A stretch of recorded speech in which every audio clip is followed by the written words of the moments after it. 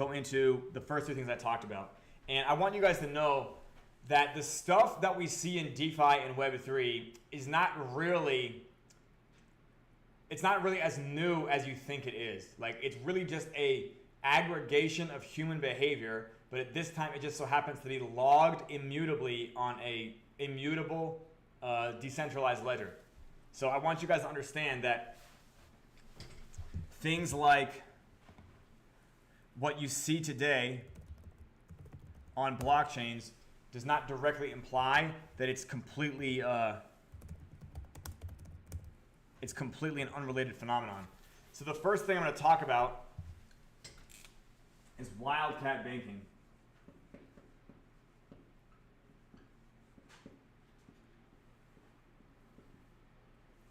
So you guys might not be aware of it, but the majority of Web3 projects today are engaging in wildcat banking.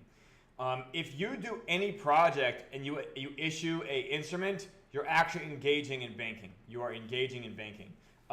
You might not think you're engaging in banking, but you're still engaging in banking. You might not realize you're engaging in banking, but you're engaging in banking. You have now opened a bank. You might not be aware of this at all, but the reason you're doing a bad job at it is because you don't understand that you're engaging in banking. Wildcat banking refers to the exact same process that you see now today in the DLT space, but it was happening in the 19th century during the free banking era of the United States. And this was specifically between the, I want to say,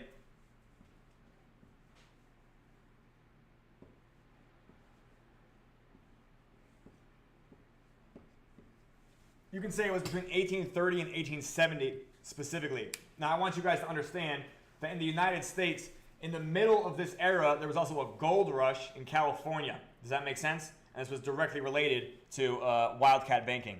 There was a gold rush and enough people, you know, Seabiscuit, you're not wrong.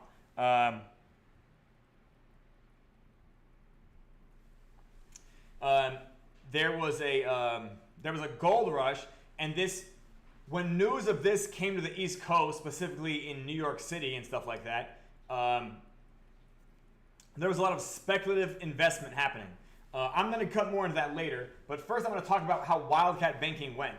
So there wasn't a central bank. Does that make sense? The United States of America had no central bank. What they had was a bunch of chartered banks, and these chartered banks were basically private banks that effectively were chartered by the state they were in. But the fact of the matter is that they didn't really have any type of regulatory body or any type of way to figure out what was a real bank and what wasn't. So people were kind of spreading out west in the United States at this time, and a lot of people were living on the frontier. And people would show up in these frontier towns, and they would say that they were a banker opening a branch in a main city. Does that make sense? So let's say you were in Grand Junction, Colorado, and a banker would show up and say he was from Denver, and he was going to open up a bank there. Now, all he had to prove that was he had the paperwork and the stationery that said he was from Denver. And what he would say is that all of the miners there, they could safely deposit, they could give him gold and silver, and he would in turn take that money, he would take the gold and silver to a depositorium over in Denver. He would vault it over in Denver, and he would instead give them banknotes.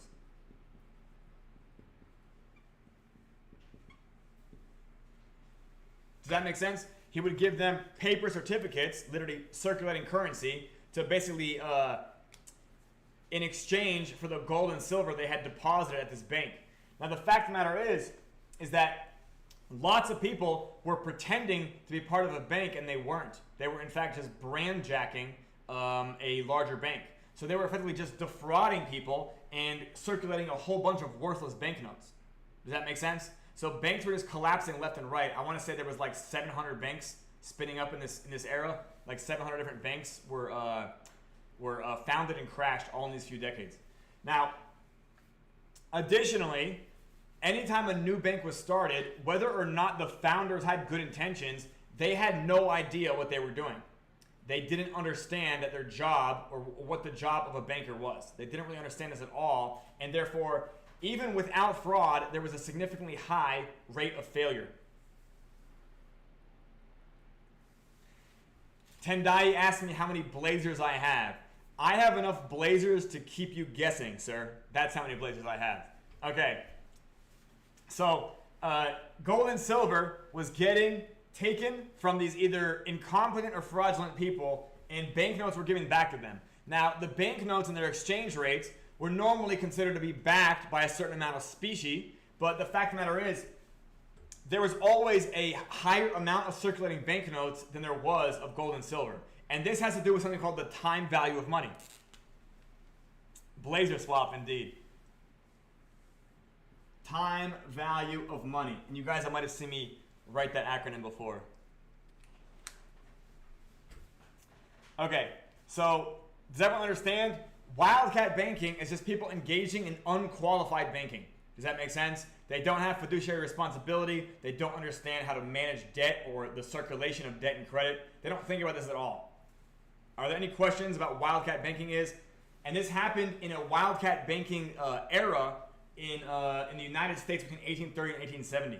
For those of you who have read the entirety of the PYRESWAP roadmap, there is actually a project, or should I say there's a phase, where PYRESWAP's NFT collection, which is known as Marashu, it's actually known as the Great Marashu's Family Tree, is we have this NFT collection called the Marashu collection.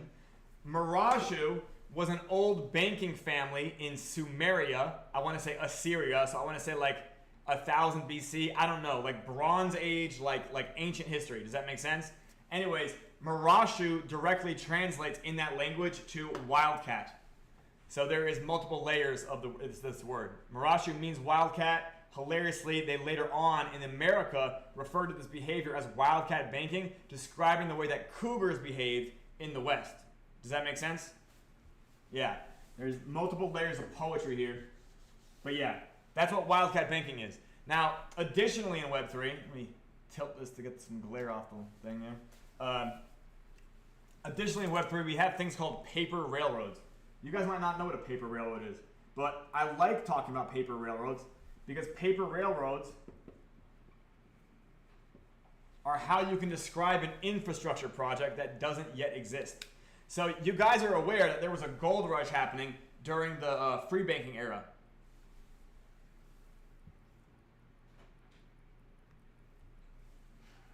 Sorry, there's a wall of text in chat that was not related to this show. And,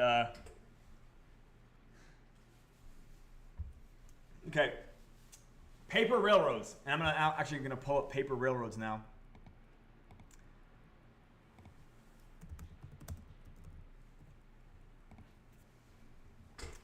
In the United States, a paper railroad is a company in the railroad business that exists on paper only as a legal entity which does not own any track, locomotives, or rolling stock, okay? In the early days of railroad construction, paper railroads had to exist by necessity while in the financing stage. It allowed incorporation of a company in the seeking of capital to build a proposed railroad. In the 1850s, speculation of stock of paper railroads became rampant, causing a bubble of their stocks. This led in part to the Panic of 1857. Throughout the 19th and early 20th centuries, the specific connotation of the phrase paper railroad was consistent, a proposed, speculative, and sometimes wildly speculative venture in which a company's stock exists, but no physical assets exist to run a railroad, okay? In many cases, these railroads still existed as corporate entities long after plans to build them had been scrapped. Do you guys know about Western Union? Did you guys know that Western Union started off as a railroad? Yeah, and now they are effectively a banking system. Yeah, it's interesting. It's almost like maybe they were a railroad that got so good at raising money that they realized that there's more money in finance than there is in railroads. Yeah. Did you guys know about that? You guys ever heard of Western Union? There's a Western Union in multiple continents. Yeah.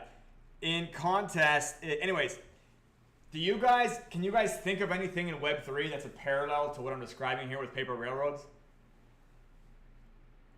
When you guys engage in a pre-sale, or if there's ever like venture capital behind something, this is a paper railroad. I like calling them paper railroads because when you talk about Web3 infrastructure, you talk about new chains being built. Indeed, electronic and ICO would be one as well. But When I think about paper railroads, I think about the fact that you're kind of talking about an infrastructure project, meaning you're probably raising money for a new chain or a new project or a new bridge or something new that's definitely going to connect where money is to where value is. Does that make sense?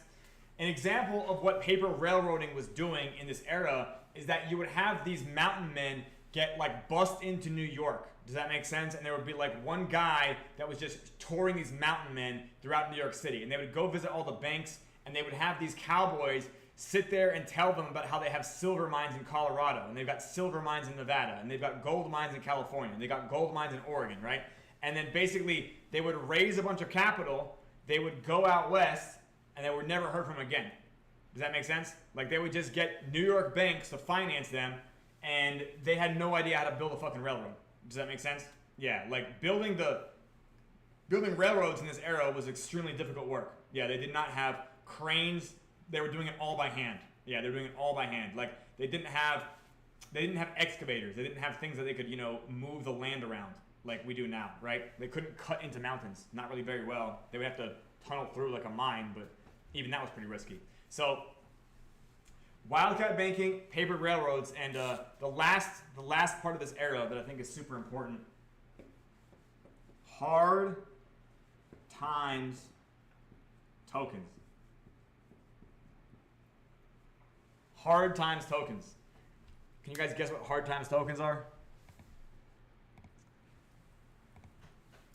I actually own one of these, and I just have no idea ever where it is. I have it somewhere safe, obviously. Hard times tokens are American large or half-cent sized copper or brass tokens struck from about 1833 through 1843, serving as unofficial currency.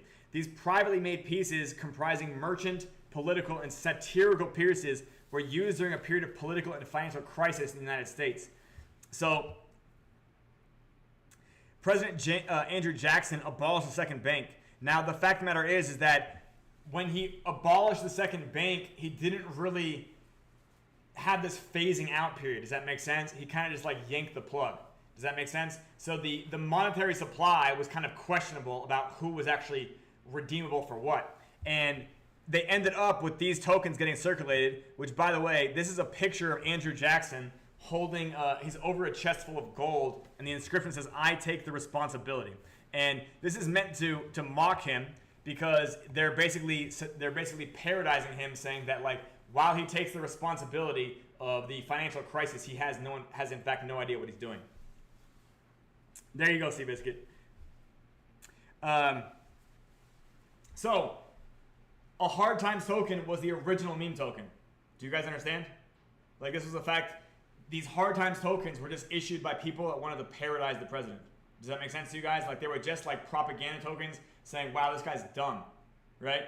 Because the system they had before, Andrew Jackson was trying to solve banking problems, that the bank was causing, but the abrupt nature from the way he ended the second bank in the United States to the public, it caused a more abrupt problem, which made them think he was in fact trying to hurt them, or in fact was you get what I'm saying?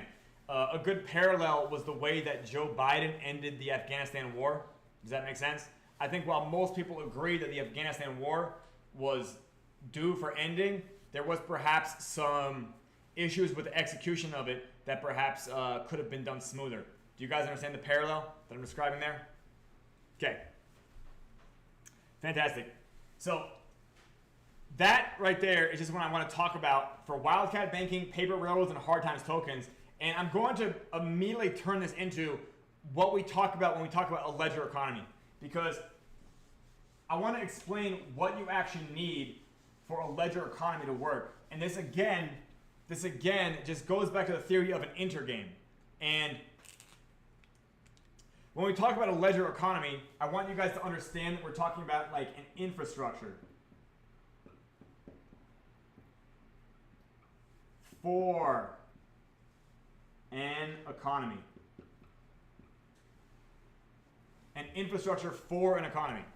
Now, a railroad is a great way to think about an infrastructure for an economy, because that's sort of the way a blockchain works. A blockchain, again, a sequence of blocks, which is more or less just like a ledger, But at the same time, it has things like addresses. Does that make sense? So if you can imagine, we have this railroad. And the thing about a railroad is that everywhere a railroad is laid, it's always there. Does that make sense? I mean, you can change tracks on a railroad, but generally when they're installed, they're considered pretty permanent. Does that make sense to you guys? A blockchain is pretty parallel to that. It's pretty similar. Once it's there, it's pretty permanent. Now, a railroad, especially when done over a long distance, is meant to connect a point A to a point B. But on a blockchain, we have infinitely, like, you know, not infinite, but like an innumerable amount of locations. So you'll have all of these little stops. I guess I should do it like that.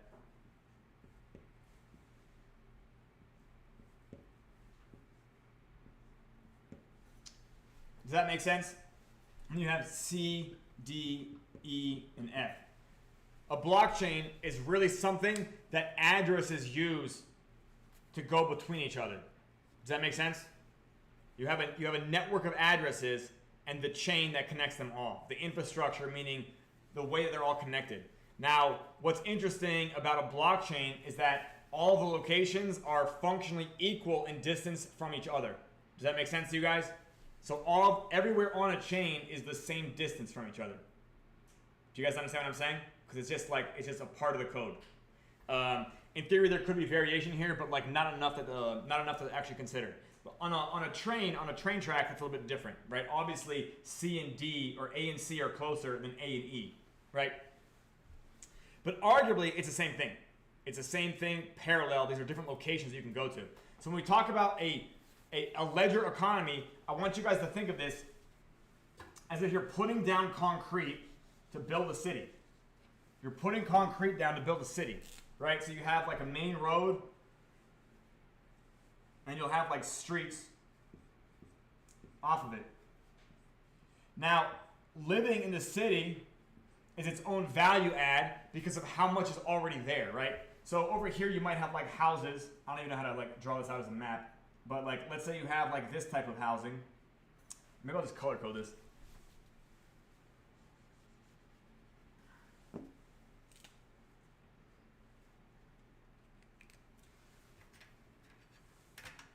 Let's say that blue circles are like residential housing, right?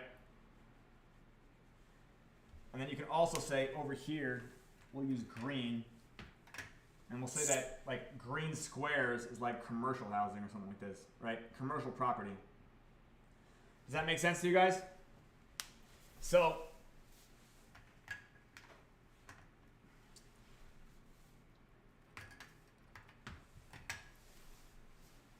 what's an example of like residential or consumer grade like property on a blockchain? Like what's a residency on a blockchain?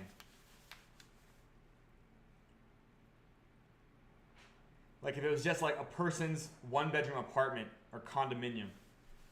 Yeah, what's the parallel there? I see some people typing. A wallet, yes, exactly. Fantastic. Anybody else was typing? Yep, okay, I see people agree with that. And yeah, I completely agree. Like a personal use wallet is like a personal use house. Does that make sense? And then when we talk about like what's a commercial property, what do we think about? I'll tell you, a DApp or a smart contract that lots of people are using. Does that make sense? Yep, thank you, Doc. Yeah, a DApp. Or something that lots of people use. So you can think of like restaurants, schools, churches, parks even. Does that make sense? Art galleries, right? Like an NFT DApp, right? Could be an art gallery. So you have all of these people that live in this city, and arguably when they're not just living for their own sake, they're going to engage with what's in their neighborhood, right? They're going to engage with what they have access to, right? Does everyone understand what I'm saying here? It's the variety of things inside this city that build the ledger economy. It's the variety of things. So it's not just the fact that, oh, we have this amazingly good like concrete system in place, right? Like, oh, hey, everybody show up. We're going to have the best concrete in the world. our roads are going to be so smooth. They're going to be strong. They're going to have wide lanes. They're going to have turn signals. You know, they're going to have crosswalks that always can just automatically sense when someone's standing there. You know what I mean? They're going to have they're going to have gutters that never get clogged.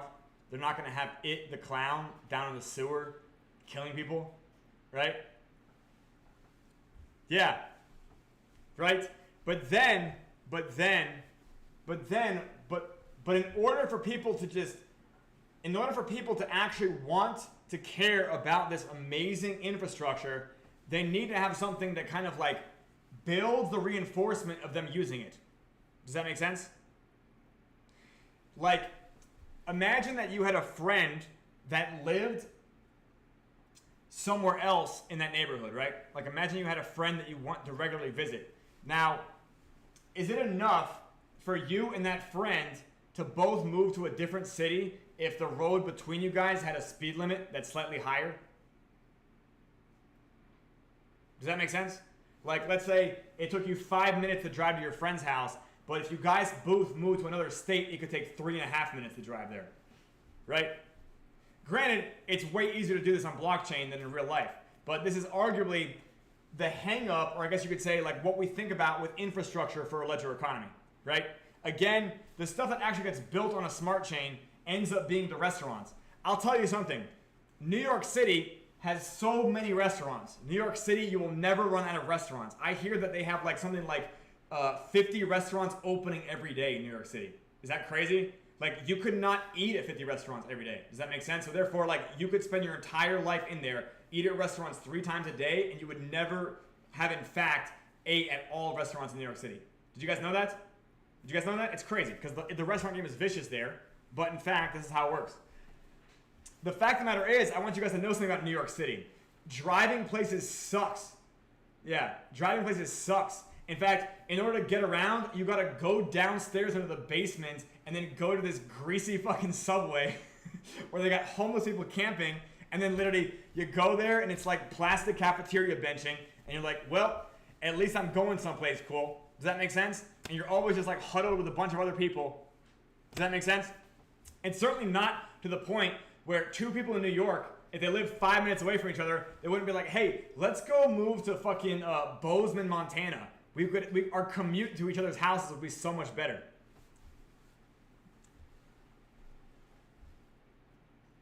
Electronic, you know what? I actually live outside of Austin. Just outside. Just outside. Yeah, I understand exactly that idea. I would say that it's not nearly what New York City managed to do, though. Yeah, like Austin, yeah. They're still able to like block roads off in Austin every weekend. Yeah, 6th Street gets blocked off every weekend. You could never do that in New York City.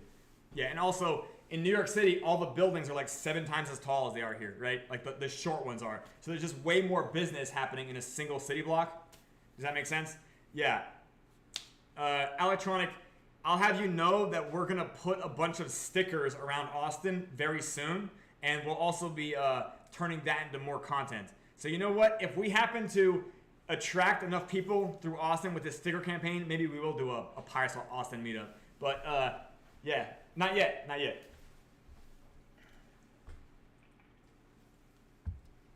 But the fact of the matter is, you guys, I think Tendai or something was saying Ethereum layer 2s. Tendai, I agree with you because I think that just because you see a lot of people doing the same thing, the success rate of you doing it after they're already doing it, like you copycatting them, it becomes more and more of a red ocean. You have more and more people competing to kind of add the same value, and what you're going to end up doing is you're going to just keep slicing the pie thinner.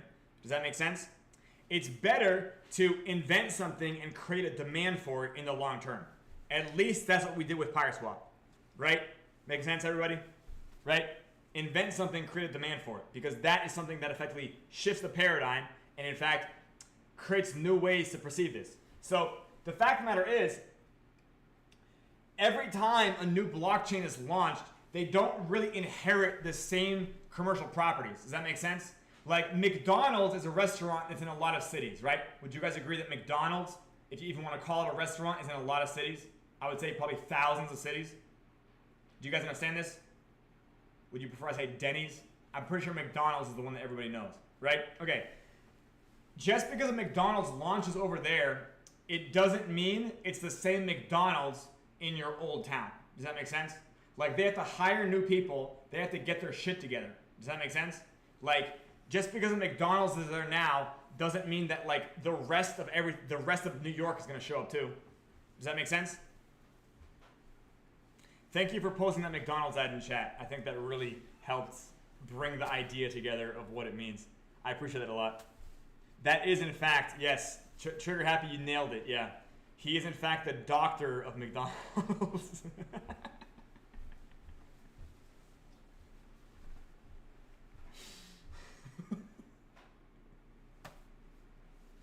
Okay, guys, so when we talk about a ledger economy, understand that every chain is like a new city being built. Does that make sense? And what they're building before they have buildings is they're building the roads and the highways and the train stops. Does that make sense? They're building the connection pieces. And they're focusing a lot on making the concrete good, making the gutters good, making the sidewalks good. And I don't disagree. Sorry, I use like triple negative there.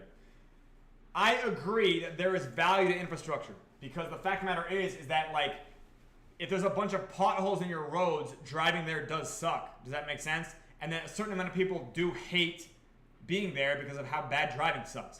For me, I don't really like New York City because driving sucks there. Like, it just sucks. There's never a day where you're not in gridlock traffic. Like, all hours of the day, I think maybe between like midnight and 3 a.m. is like not gridlock every single place. People also, if they need to, like, you know, stop the car, they'll just pull it over like 2 lanes away from the curb because the curb is all jammed up too. And they're like, yep, I'm gonna put my hazards on and we're gonna move this couch real quick. And that's how New York works, right? And everybody's kind of like, they'll either go around the block or they'll, don't even get me started there. But anyways, this is the ledger economy here, right? Does that make sense? So every time a new future city launches, which is arguably how these new layer 2 launches are, or these new chain launches in general, it's sort of like hearing about a new futuristic city being built in the desert, right? Do you guys remember when Saudi Arabia was going to build that city that was a fucking wall? Do you guys know what I'm talking about? That meme city? Well, it turns out like they didn't, you know? They're like, hey, we're going to make it 80% shorter after thinking about it again. Because it was great for publicity, but then it's like, wait a minute. Isn't this really stupid to have the fact that using 3 dimensions for a city makes a lot more sense? Do you guys get what I'm saying? Like the fact that not everybody is stuck in an east to west paradigm. You can also go north and south, northwest and southeast, right? You guys get what I'm saying? You can fit things. It's more convenient to have things, you know, cities more blob shaped than they are bar shaped. But anyways, infrastructure for an economy, like,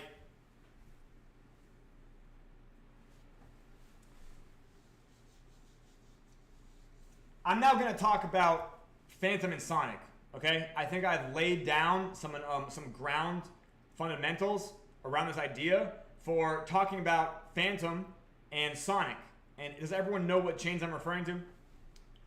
Now, Phantom Opera was a project launched a few years ago, and it was, I think, very famous for its little DeFi era because it had a lot of experimental DeFi on it. And it was run by an organization called the Phantom Foundation. Yeah, literally that city right there. But I don't even know what that is. A lot of dApps have been built on Phantom. Does that make sense? Now, not a lot of these dApps are still around anymore. In fact, a huge infrastructure problem was caused by multi-chain collapsing for Phantom, right? But the fact of the matter is, people already live in Phantom. People already live at Phantom. Does that make sense? There's already an economy there at Phantom. Do you guys get what I'm saying? When you launch a new chain, you're effectively going to create hype around the road you built, and what you're doing is you're putting a parade on that road. Does that make sense? You're going to start a launch marketing thing, and the fact of the matter is that you need enough people there basking in the greatness of the road you just built to decide that they're going to completely uproot things that they have built in other cities and then plant them there as well. Does that make sense? So this would be like if the mayor of New York decided that New York had failed and he was going to build a new city next to New York, and he wanted everybody to move to this island. I mean, granted, that's kind of what people do, but New York is not close. Thank you for having the mayor of New York actually on the meme, on the GIF. Shout out to that guy, by the way. Yeah, truly a legend in New York mayor history. Yeah, right up there with Boss Tweed, if you ask me. Actually, that guy was Albany, wasn't he? But no, I think Boss Tweed was New York or Brooklyn or something like that. Damn, that's a rat on the subway. That's so funny. Okay, so the fact of the matter is, now, what does it take for a city to not become a ghost town? Right? Have you guys ever been to like towns that they were boom towns? Do you guys know what a boom town is?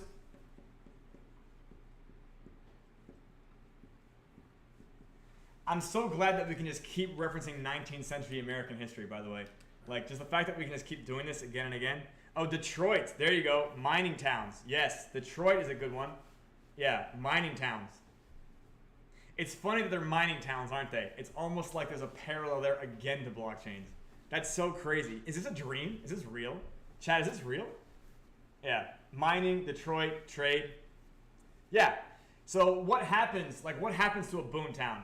Who here can, well, I guess LA is still there. I mean, New York is not a boom town either, you know what I mean?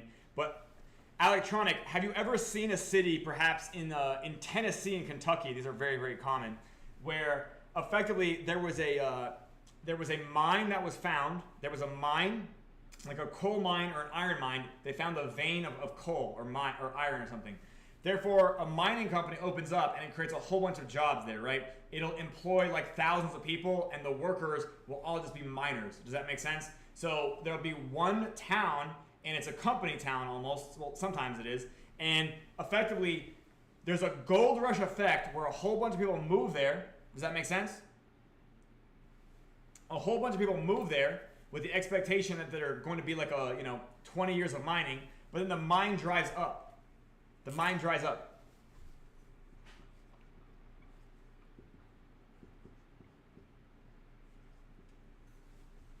Right? And if the mine dries up, yeah, the boom town is a bust town. Does that make sense? And what happens to bust towns is normally pretty depressing because I think right now to this day, bust towns still exist. And do you guys know what they export? Crystal methamphetamine. Okay? That's what their economy is based around. Do you guys need me to explain that? My producer is enjoying that, but it's almost not funny because of how funny it is. Yeah, like that's true. That's real America. Do you guys understand me? The economy just starts making meth. What else do they got going on there? They got a Dollar General and a Denny's. Right? So, I want you guys to be careful when you see new chain launches and make sure that it's not a boom town. Because the fact of the matter is, what does a chain need to not go through a boom town, bust town cycle?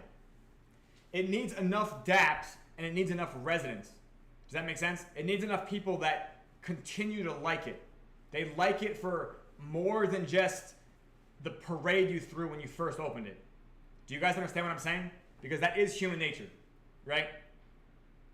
Now, right now, it almost looks to me as if the organization formerly known as the Phantom Foundation is trying to turn Phantom Opera into a bust town and for some reason, I guess, move permanently to Sonic. Right? I want you guys to understand something. In order for a ledger economy to sustain itself, it doesn't need... What it doesn't need is like it doesn't need a foundation. Does that make sense? It doesn't need like an oversight board or anything like that. It needs actors playing, let's call it this way. It needs infrastructure players.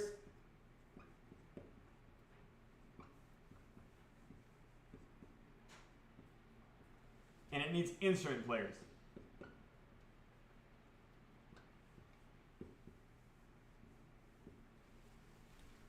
Do you guys understand what I mean when I say infrastructure players and instrument players? Who here does not understand what I mean? Because this here actually involves a concept I didn't introduce yet. Or I did introduce it, but last week.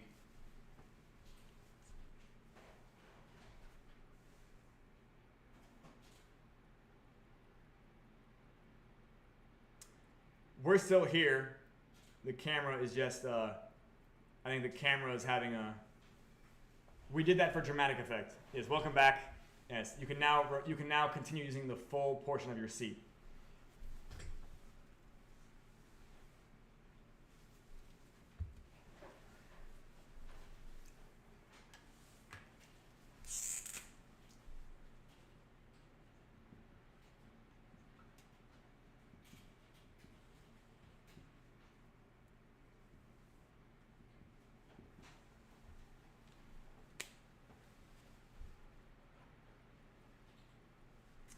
Indeed.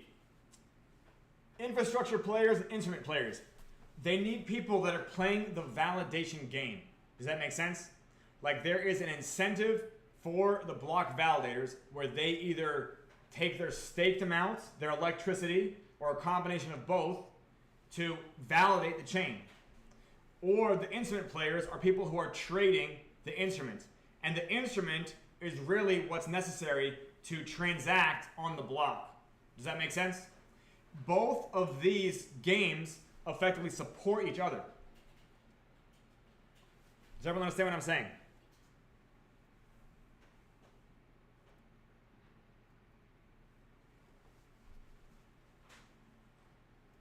You do understand what I'm saying? Great. I want you guys to know something. There's something you can do to make both of these games more valuable, especially on a chain that supports smart contracts. Do you guys know what that is? Here. I'm going to write it in a new color. Electronic, I think it is very likely, by the way, Electronic, I think it is very likely that the Senora Circus will validate for Phantom Opera in the future, as well as probably every chain we build dApps on. I think it's very likely.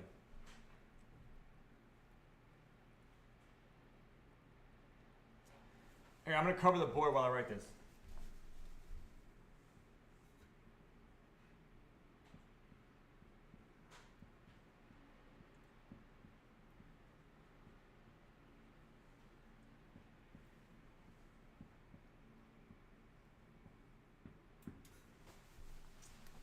Okay, there it is, guys.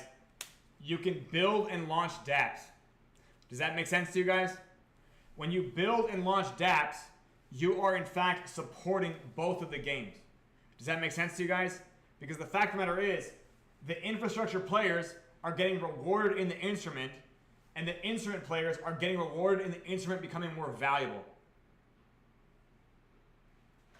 Therefore, the infrastructure players are getting rewarded from what the instrument players are doing, and they're both getting rewarded from the people who are using dApps, building dApps, and repeatedly using dApps. So first of all, I want you guys to understand something. Even in a microcosm, even if we have less than 50 daily users right now, we have people that are literally repeatedly using PYRESWAP multiple times a day. Does anyone disagree with that? Does anyone disagree with that? We have people that are moved into this town. Does that make sense? They are not moving out of this town. Why are they not moving out of this town? Do you guys understand? Phantom is not going to become a bust town, okay? If you want to remember any part of this video, I swear to you that the Phantom Opera is not going to become a bust town because it has the world's first decentralized credit union built on it, okay? This means something. Maybe you don't understand what it means yet, but the fact of the matter is that this dApp, the glimpse you're seeing of it right now in phase 1, is just a fraction of its power.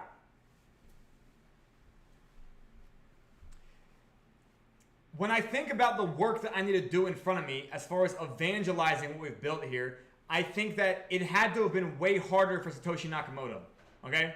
Like Satoshi Nakamoto, there was no paradigm at all. Wallet address, MetaMask, he did not have all that shit going for him, right? EVM, Block Explorer, Solidity, he did not have all that shit going for him. Does that make sense to you guys? So we right now are already showing you guys that we are supporting the instrument, which is the token, FTM, right? The gas coin. And we're also supporting the blockchain, the FTM scan part, if you will, right? The chain in the back end, in the deep back end, that we're driving around when we click the transfer epoch button, or the max swap button, or the swap button, or the mead button. Do you guys understand? We're using the infrastructure. We're going to work. Does that make sense to you guys? We have created the idea that people are showing up to the IWV almost like they're punching in for a shift at their job. Am I making sense to you guys? This is Theory Thursday, but I want you guys to understand that all this theory I'm teaching you has direct application to what we're doing here. Do you guys understand?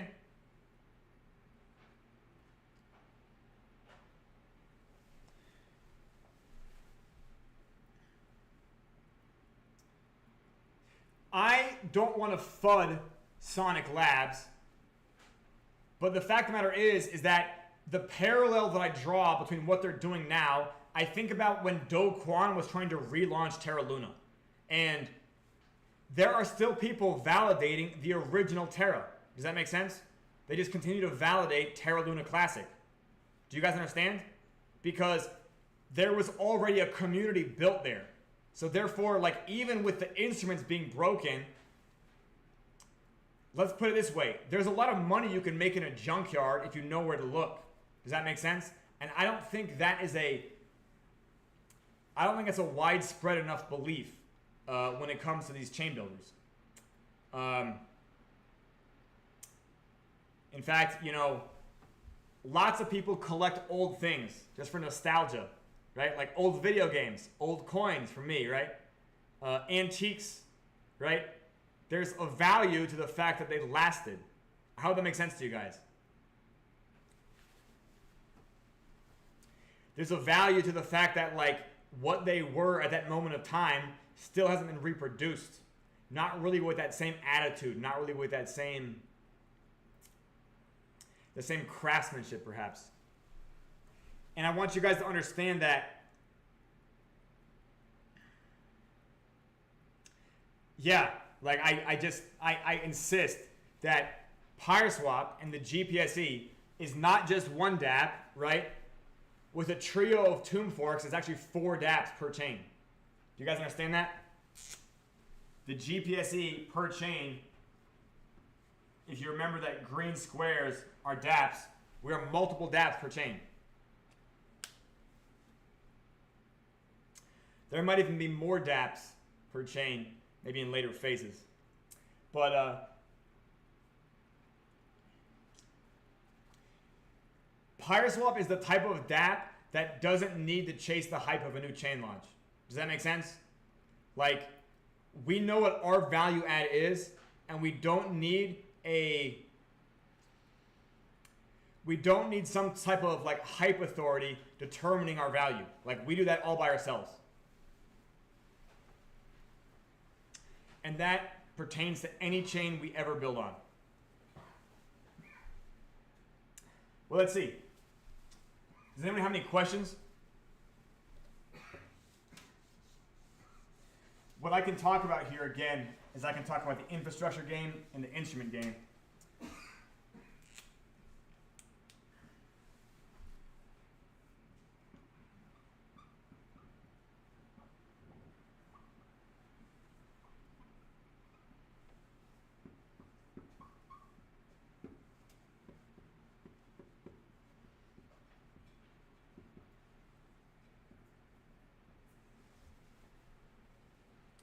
I should probably change the color of one of these.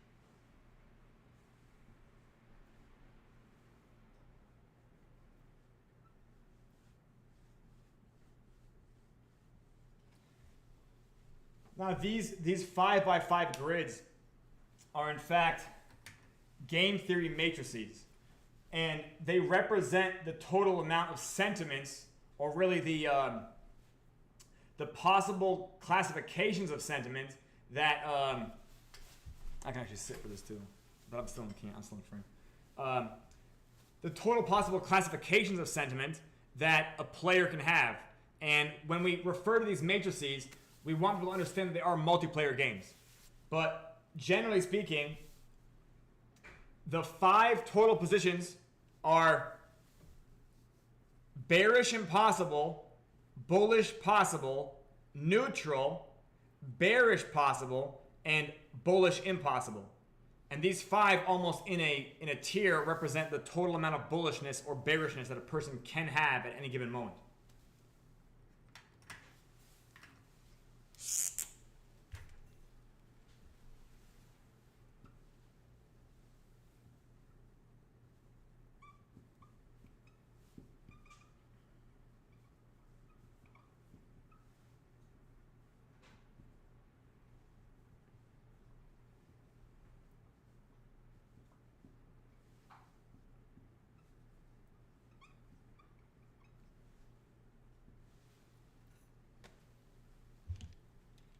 So I'm just checking to make sure I'm writing in a place you guys can see.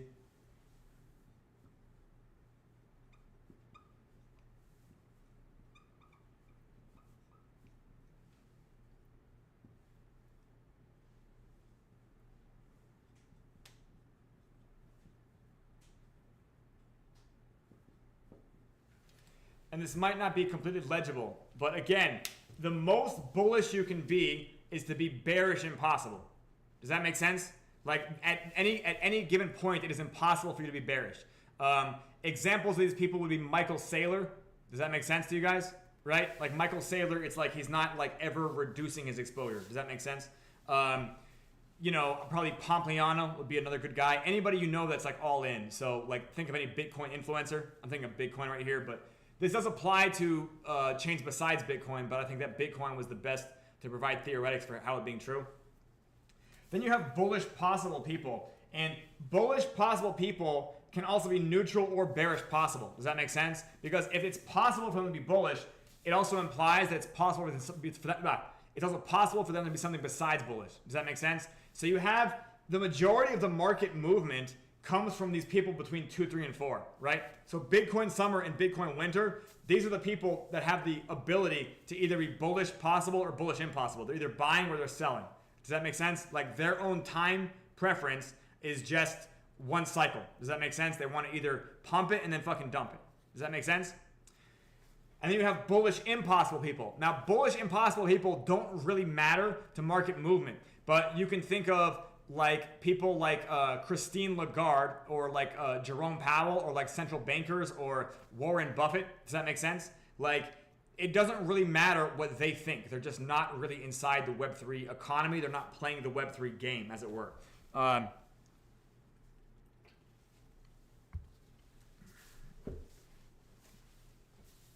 So I want you guys to understand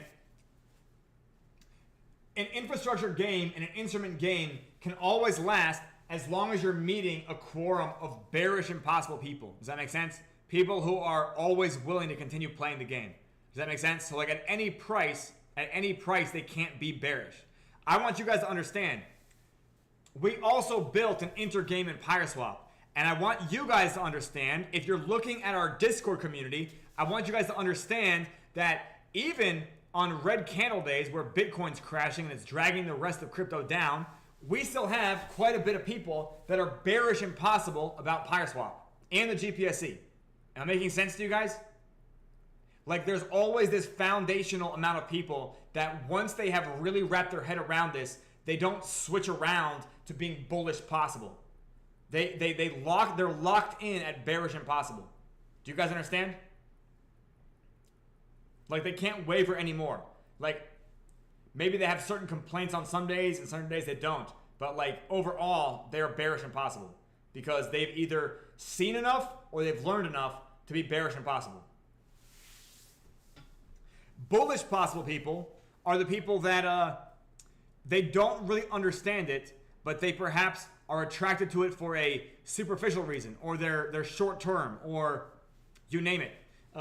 Those people do have the ability to cause drastic amounts of change in a short amount of time, because that is the herd. Does that make sense? The herd is that lives between here and 2, 3, and 4. Does that make sense? The leaders, right? The leaders, they in Web3 at least, they're the ones that are bearish impossible or arguably bullish impossible, right? Those people are leaders, right? But the people who aren't leaders, they end up wavering between these 2, 3, and 4. And they are what caused the market to behave a certain way, right? If you look at a meme coin and you see the chart get extremely bullish and then go extremely bearish, it's because there was a stampede of people through there, but they weren't exactly, let's just say they weren't necessarily exactly leaders. They were looking for something to follow because they weren't either not sure of themselves or that's just what their tendencies are. When we talk about the infrastructure game and the instrument game, I want you guys to understand that there's people that are bullish on the infrastructure of Bitcoin. Does that make sense? Like the people that continue mining Bitcoin, they mine it because they can now see again and again and again that more and more blocks keep getting mined. Does that make sense? Like they just keep seeing that the network uptime is amazing. And because they see more people mining it, they're even more bullish about mining it. In fact, they start competing over who gets the rewards from mining blocks. Does that make sense? And the more people competing for that, that kind of implies that the instrument will become more valuable. Does that make sense? Because anybody who's mining the chain is creating a demand for the coin. Do you guys understand that? Because anybody mining it, it implies they're interested in acquiring Bitcoin, right? Granted, when you mine Bitcoin right now, the Bitcoin you acquire is seigniorage Bitcoin, meaning it's minted, it's newly released Bitcoin. But the fact of the matter is that the reason they're interested in that Bitcoin at that price is because Bitcoin you could get out on the free market has gone up. Does that make sense? So the amount of people driving the infrastructure game are what kind of seed the instrument game. Does that make sense? It plants a seed for that. People later, they can trade the instrument speculatively based on almost what its future demand would be, right? But at the same time, if you want to think about what's going to increase the demand for infrastructure and the instrument, it's going to be applications. And I don't mean dApps even on smart chains. I mean like use cases, right? So use cases for Bitcoin also drive its demand up. Because every new use case creates a new lens through which to view the whole project. Does that make sense? So when we talk about what's the use cases of wood, well, you can use wood to build furniture. You can use wood to build a case for a stereo speaker. You can use wood to build a chess set. You can use wood to frame a house. You can use wood to build a campfire. Does that make sense? And all of these things drive the demand for wood because they're different lenses through which the value of wood can be analyzed. The same is true of blockchains and crypto instruments. It's the people who are bearish impossible on Bitcoin that cause its support. Does that make sense? So every time crypto goes through a new cycle, you'll notice that the lows keep climbing up. Does that make sense? Do you guys notice the lows keep climbing up? The lows climbing up imply that more and more people are getting converted to bearish impossible. Does that make sense? Because more and more people are less scared. Do you guys understand? Because they now begin to be converted themselves. Infrastructure game, it's the same concept. Anyways, I hope you guys have enjoyed the PYRESWAP show. I have nothing else to talk about today. If there's no more questions, I don't see any. Thank you. If there's no questions or no more comments, I encourage you guys to, first of all, I'd love it if you guys all went to our newest YouTube video where we demonstrated active staking. And if you guys could give that a thumbs up or write a good comment or share it or whatever, that would be great. For those of you watching this show, you are encouraged to come to our Discord. You can find our Discord on our website, PYRESWAP.com. It's in the footer of every single page. Any questions you have about what we're talking about here, general chat. This is all we talk about. It's great, honestly. Thank you guys so much for coming. And I'm going to do my little salute here. Have a great rest of your day.